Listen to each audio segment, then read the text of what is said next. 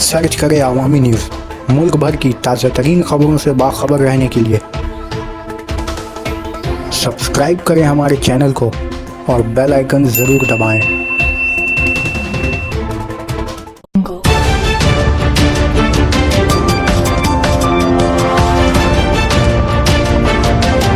कोलकाता में एसएससी दफ्तर के सामने सैकड़ों की तादाद से एसएफआई यूनियन के तलबा ने मुजाहरा पेश करते हुए हो चुके एग्ज़ाम को बातिल करार देने की मांग करी।